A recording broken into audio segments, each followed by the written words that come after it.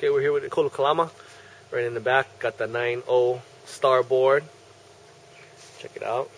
So, how did you get into this whole stand-up thing anyways? I got introduced to stand-up to my cousin Dave Kalama. We were in Maui for a weekend, and he lent me his old tandem board and gave me a paddle, and we went out to Ho'okipa, and it was kind of a sink or swim experience. It was typical 10 to 20 trade wind day and like 4 or 5 foot Ho'okipa. And so I was out there first time. Really didn't know what I was doing, so I paddled over to lanes to get away from the crowd and experimented over there, got a couple rides. And then I came in and I was stoked on it. And did a couple downwind runs with Laird and Dave. And then as I was going back home to Molokai, Laird dropped me off at the ferry in Lahaina, gave me a ride, and he gave me a 12-foot stand-up board and a paddle, and he said, here, you need to practice. So I've been doing stand-up paddling ever since that day. Been about 3 years. And then you've been with Laird and Dave in Jaws and all that, right? And Chopu. Yeah, I surfed Chopu last November with Laird for the first time. We were out there together, and my cousin Ekolu Kalama.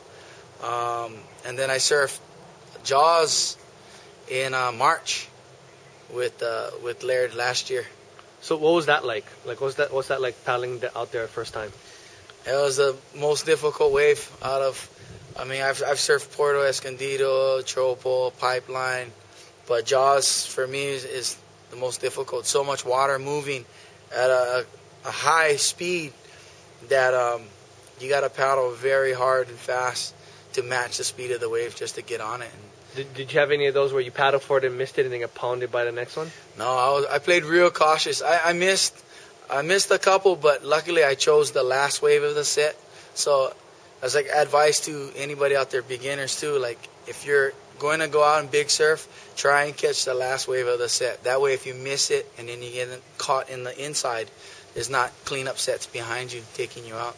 But yeah, I kept to that philosophy, and I picked off, the third or fourth wave in each set. So there's some relative safety behind that technique. How big was it when you say big?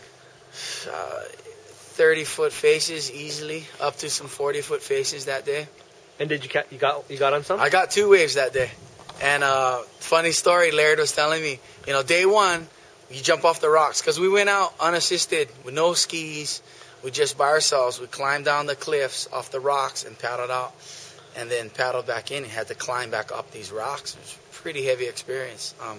But Laird said, yeah, day one is you jump off the rocks, paddle around, and then you climb back up the rocks. That's day one. He's like, don't even think about catching a wave.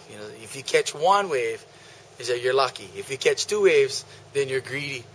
And he said, if you catch 3 waves, then you might as well retire already. And me, and not wanting to retire, I set my mind on getting 2 waves. And we got in the water at like 5 in the afternoon. So, I mean, the sun was setting and the pressure was on for me to get 2 waves. And I got my 2 waves like I said I was going to get.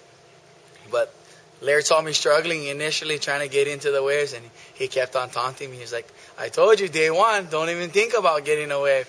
And so, I was more determined. So what did he tell you after you caught a couple waves?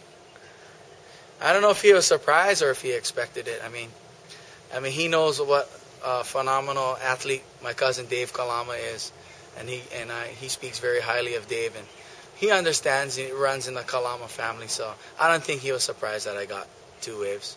But yeah, he was stoked for me.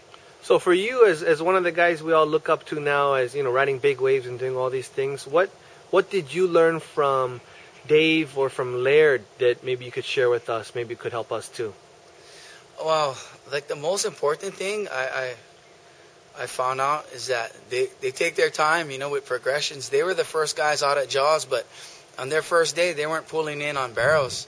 They were like, they call themselves the shoulder soldiers, and they stick to that philosophy. Hey, hang out on the shoulder. Take your time. There's no rush.